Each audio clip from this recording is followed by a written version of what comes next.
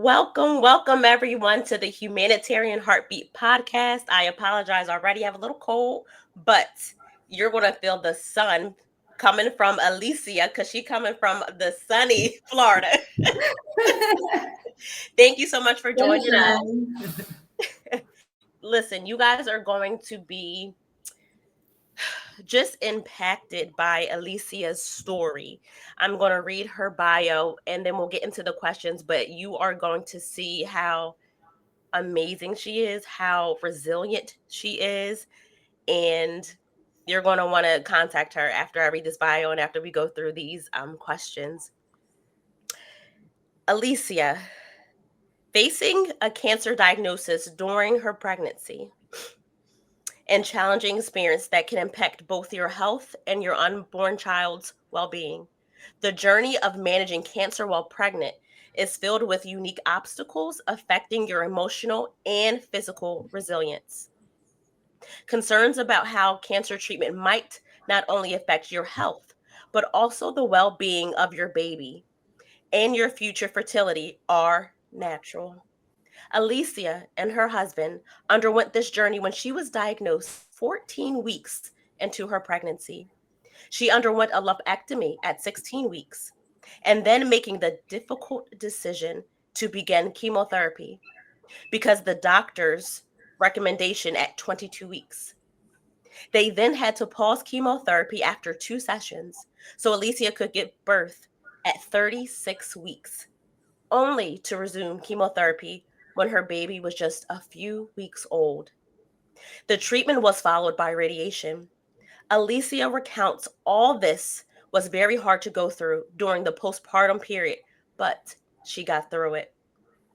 In the end, she was blessed with a healthy, beautiful baby girl whom she named Journi, symbolizing the transformative journey they embarked on together. She states it was during this experience that her mission crystallized to support and empower other expectant mothers facing a similar challenge. She wants them to know that it is feasible to navigate pregnancy alongside treatment and still bring forth a beautiful, healthy, joyful baby. She wants every mother in this situation to understand that they need not face this journey alone. It's possible to navigate pregnancy and cancer treatment simultaneously, emerging with both a healthy child and renewed strength. Alicia's aspiration is to establish this foundation, Journi for Two, which stems from the resilience and hope that guided her through her own journey. By sharing her story, she aims to provide a source of inspiration and information for pregnant mothers undergoing cancer treatment. She states, together, we can navigate this challenging path and emerge with strength, courage, and the belief that a positive outcome is attainable. Yeah, I don't even know where to start. Listen, I'm gonna have to change the order because normally I go in a certain order, but I'm gonna have to change the order. Number one, how did you even find out that you had cancer while you were pregnant? What did you feel a lump? What was that? Yes. So I just went in to get a checkup during my pregnancy, and it was just like a normal checkup. And luckily, the doctor that was in there, she said, "Do you want me to check your breast?" And I said, "Sure." So she checked it, and she's like, "Well, I feel a little something, but it might be like the milk coming in." She's like, "But I will write you a script so you can get a sonogram." So then I went and got the sonogram done. And then that's how I found out after they sent me to do a biopsy that I had breast cancer. What was your thought? Even so along the way, did you think, oh, it's just probably she's probably being overly cautious, like it's nothing? Did you even Yes. possibly think that it Yes. could? No, I didn't think that. Actually, I wasn't even going to get it done, to be honest, because the way that she said it, it just was so casually. And she was like, "Oh, you just might want to get checked in, but it's probably the milk coming in." And because I had implants, and because before they felt something and it was nothing, so I said, it's probably that, or it's probably, the milk coming in, like she said. So I took the paper, I literally put it on my fridge and I forgot about it.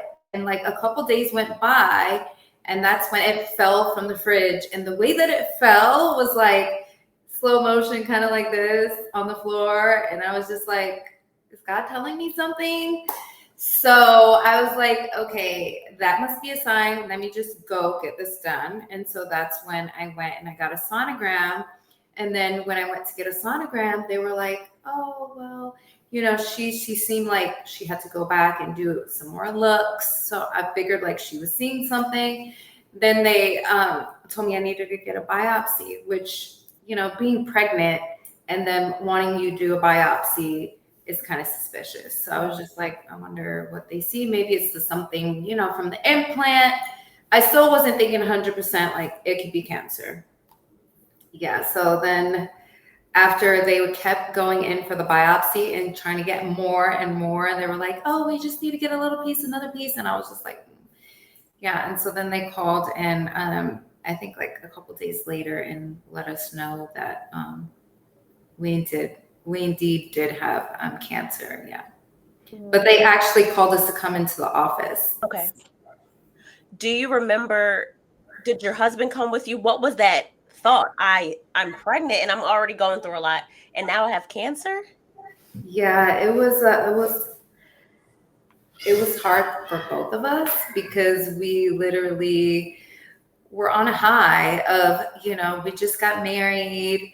We this was his first child, and this was my first child in a long time, because they're like, I have a 20-year-old and a 17-year-old right now. So they're like 14 and 18 years apart. Mm-hmm. So we just did not expect that. And when they said it, it was almost like the out of body experience. Like I didn't know, like, I was like, am I really here? Is this really what's going on? And my husband he was just very quiet at the time too, because I think he was kind of taking it all in, and we just didn't know how, they wouldn't even let us know right then and then what type and how far along and all the extra stuff that we needed to find out. So Wow. Did the conversation ever let me come up? just plug this in because it's dying. So give me Okay. 1 second. Okay. Did it ever come up? Okay, Lisa, you're pregnant. You now have cancer. You can't keep the baby. Yes, that did come up.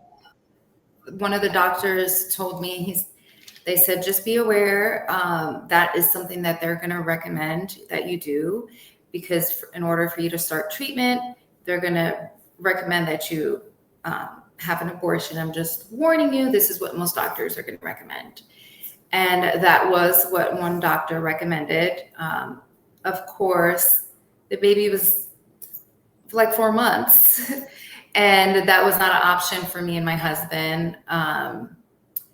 And imagine if I would have, like, yeah, because literally and that's why I started Journi for Two, because I feel like there is not a lot of people, even healthcare professionals, that know, because of the recommendations that other people do. They're like, no, you can't do chemo while pregnant. And it is something that you can do now with the new technologies and new medicines going on. And I just want women to be aware of their choices. It is their body, but they should know their choices. And a lot of them are thinking they don't have an option. So they're choosing to either choose themselves and have an abortion and thinking that they have to do that, or they're choosing to keep the baby, not do chemo, and then the chemo, then the cancer grows and gets worse. And some women are just, now they're in stage 3, stage 4, and now they're not going to be able to be there for their baby, and now their baby's going to be without a mom. So how did you even find out that you could receive chemo while pregnant? Did you start, so once they said, "Hey, this is your option," did you start Googling and saying, "Hey, I gotta find something else"? Yeah, I said I just got to find more doctors, and I Mhm. started researching and I try to find other women that were pregnant with cancer. So I went on the internet and I got into a group that is actually pregnant women with cancer. Wow. And the group was a couple hundred people that have either had a baby already while pregnant or is currently pregnant. And I went on there and said, introduced myself, and they were very nice. And one of the women reached out and she said, "Listen, I'm in the same situation. She's a couple months ahead of me, and she's actually in Florida, like 30 minutes away from me." She's Wow. like right on the outer city. She's actually Trinidadian. I'm Trinidadian. It was just such a coincidence, like the same type of cancer. Mhm. Um, she recommended me her doctor that actually just did her surgery and just made a treatment plan for her, and he successfully did her surgery. So I said, you know what, I'm gonna completely follow her line and everything that she's doing. I kind of called the doctors and I went ahead and had a call with them, which they were just blown away. They were like, "Wow, we haven't had a case like this in forever." Mhm. And to have two of you back to back, Insane. yeah, it was insane. So, when you found out that, okay, there's a doctor that will take my case, were you excited that you knew that you could keep Journey, or were you still scared? Like, how is chemotherapy going to affect Journey? How is surgery going to affect Journey? What was that thought process? Yes. Um, I was scared. I was definitely scared about doing chemo because I was like, is something gonna, is she's gonna develop not all the way? Like, what's gonna go? You just all those things that you think of. But they assured me as long as she's fully developed and Mhm. it is in the last trimester, that things should be fine. And the baby does need a mom, so you're gonna have to think of yourself and take care of yourself too. And this is something that you need to get started right away, right after surgery. So it wasn't something that we can wait on. It was grade 3, so it was more of aggressive type. So they wanted to move quickly. Wow, I just can't even imagine your thought process. Like, you're already having so many hormones and emotions being pregnant, and now going through this. How did you cope? Were you just like work mode, like let's just get it done? Did you not even really like sit with yourself and be like, what the heck am I going through? Oh yeah, there were times that I sat there and I was just like, "Oh my gosh, why did this happen to me? Like, what's going on?" Thinking about like, and because of the hormones and while you're pregnant, the emotions, I'm like, thinking about, oh, my baby, like, how much time do I have with her when she gets here? Just thinking of all those things. And, it was really hard because when we first found out, my OB was like, "You're too high risk." So they had to drop me.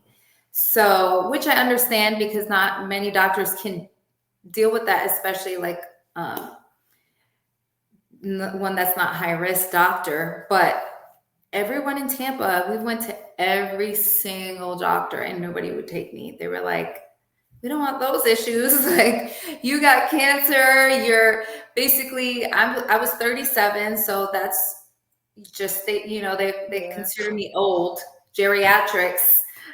And then I was like 4 months, so they usually like to take clients in the beginning of their pregnancy. So it was hard. We had to literally again refer to the internet to Right. ask for help, for somebody to reach out and be able to help us that was in another city, to help us in St. Pete, to be able to monitor the baby with this condition, which we had to do sonograms every month to make sure that the baby was growing correctly. Alicia, so not only are you pregnant with this beautiful baby, you get diagnosed with cancer, and then your physician drops you. Yeah. During any point in this, did you say, God, come on? I mean, Yes. why? Yes, I did say that. And I had one of the appointments that I had, there was a nurse in the room, and She said that she was in the same boat, not pregnant, but she had breast cancer, and she asked God why. She went through it all, and now she's like, look where I'm at now, helping you, and I'm healed, and I survived, and I'm cured. She's like, you can be here too. And at that time, I was like, it seems so far distant, Yeah. but now I feel like I'm doing that for other women now too. You are more than that. And I just really want you to emphasize when you gave birth to Journi and you saw, like, can you walk us through that? Like everything that you've just been through, and then now you give birth to your baby. How was that? That was It was very, very emotional because not only I was like, God, okay, I had enough. Like, I just want this baby here. Like, let me just have her out of me so that way she's good. I know she's good and I take care of myself. So we had the induction. We went in, and it was a little bit of a rough birth, induction. We had a little few complications, lots of blood loss for me and stuff. And Yeah. it was, I was like, take her out. I was just Now, like, take her out. I want to make sure she gets through, like, take her out. Now they were like, no, she's fine. I was like, there's blood everywhere. But it was like my husband, he went there dressed in a suit. Because welcome in his baby girl. I he like was it. like, I need to be suited up when I meet my baby girl. Mm. And it didn't turn out that way. It was probably the most dramatic. He was like, what? Poor guy. But yeah, like, it was a tough birth, but she came. And when she came, she cried, like, and her lungs were just perfect. Mhm. Her lungs were perfect. They checked her, and she was literally perfect. Nothing was wrong with her. She didn't even have to go to the NICU. What? And no, she was early, didn't even have to go to the NICU. And I was like, and if she does go, I'm going with her. You gonna be right by her side. I know that's right. I was like, wherever she's going, you better roll me in the wheelchair. I'm coming, because Yeah. after all I did, I need to see her.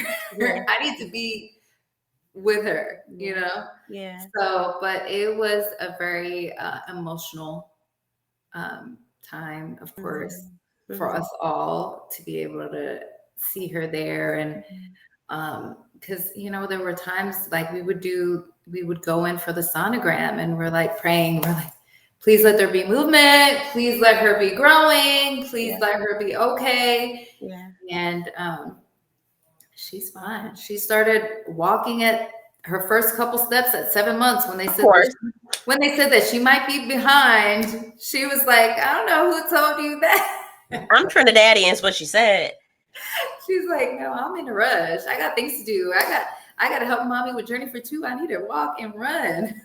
You know, we're gonna get to Journey for Two, but you know what? I just think that's absolutely phenomenal. Like, and when people see this, like, you're smiling, Alicia, telling this story. I know. I am, because I do feel so blessed. Like, even though I went through all of that, I felt like I went through it for a reason. And I try to think positive even while I was going through that. My friends would be like, girl, like, I see people complaining that are just 2 months pregnant, like, oh, I can't walk. And they're like, literally, you're here. Like, I felt like it was like I needed to do everything now because it might be my last moment. So I was like, I always wanted to be in real estate. Let me take my real estate test while on chemo, while pregnant, which I did, and I passed. And I was like, let me create a business plan for my future, and let me do this and that. And I literally was like, there's so many things that I want to do and leave behind for my kids. Like, it literally, instead of making me like slow down, I think it made me speed up, and was like, I just have so much to do, so much work to be done, and I have so much people that I think that I can help and make an impact, that I was like, I'm not going down just like that. Like, yeah. Yeah. That's deep too, because you mentioned just leaving something for your children. being a mom, you're already like super close with your children, but is there maybe a special relationship being that you and Journey both had to fight together? Do you feel like this, I don't want to say special bond, but just something like, girl, we were in it together and now we're on the other side and now we're going to help people. Yes, we do. We have this very, very special bond. Even tonight to do this, my husband was like trying to bribe her. It was like, I'm going to take you to the train station. He's like, no, if mommy comes. I love it. He's like, she's like, I'm gonna take you to the park if mommy comes. Like, First things first, I need my mom. Where is she? I love and it. everybody thought she was gonna be a daddy's girl. No, she's like a mommy's girl, 100%. And I am too. And I feel like she's the one that really helped me get through it all. And I knew I had to be strong for her. So we do have this bond. Like we went through chemo together. We went through pregnancy together. We went through surgery together while she was in there. So she came out a fighter. We Yeah. even had COVID during that time. We Ah, both got COVID while I was pregnant on chemo. So when I tell you everything that could, and that's why I was like, all of this is happening to me because I know there's going to be a big blessing that's ahead. Because right. I mean, everything that could have went bad went bad, but that's why I can smile today because I'm like, wow, I survived all of Yeah. that. Yeah. Yeah. And not only did you survive it, like you've been alluding to and sort of said, you created a nonprofit organization. Tell us, why'd you create it and what is Journey for Two? Well, I just created Journey for Two because, like I said, while I was going through all the things that I was going through, there was like a lack of resources, support, help. The only thing that I can find was that group on Facebook, and there was just nothing there to be able to help women. And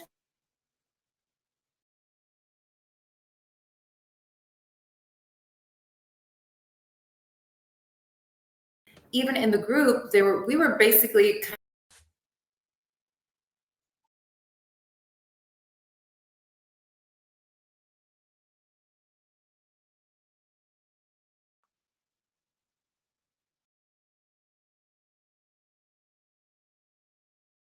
stories have were able to choose to have.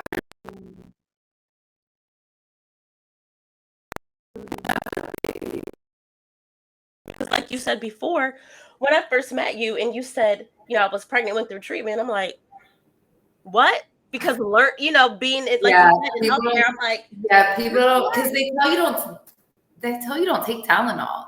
You know, even when I was literally going in for a procedure in the hospital, one of the ladies, I was clearly pregnant. I was like big, but she was like, "Yeah, sign this. You want to pee in a cup. You got to make sure you're not pregnant." And then I was like, "I am pregnant. Can't you see?" And she's like, "You're pregnant?" She's like, "You can't do this while you're pregnant." So even she freaked me out because I was like, "Oh my gosh, well, this is what I'm like assigned to do." And right. she's like, "Well, we got to hold off on this. Let me make sure, check with the manager and make sure." And so, like, even people that were working was just like, "Is this for real?" Because they Yeah. never like encountered it. I mean, it happens, but um, just a lot of people don't know that there is a lot of women that can get pregnant, especially now that women are having kids at a later stage now than they were. So there are more cases of women that are getting cancer while pregnant. That's So so wild. Not only did you help yourself with finding the group, but now that you've created a hub for women to come to, the women that you have helped, what have they been saying? well, they have been saying like we're very grateful to again find somebody that can relate. Because even though you speak to somebody who has been or is going through cancer, it's very different than someone who's actually has been pregnant if you are talking to someone that is pregnant with cancer, or if it's a new mom, they're just like, wow, you've actually went through that, because we help not only pregnant women but new moms as well. So they're just grateful. They're like, wow, like the little things that you've given us, like the care baskets, they were very thoughtful. They had things for the baby, they had things that they needed, things that I knew that I had to like research to get, that I knew that would help me through treatment. I put those things together in the baskets in which to send it to the moms.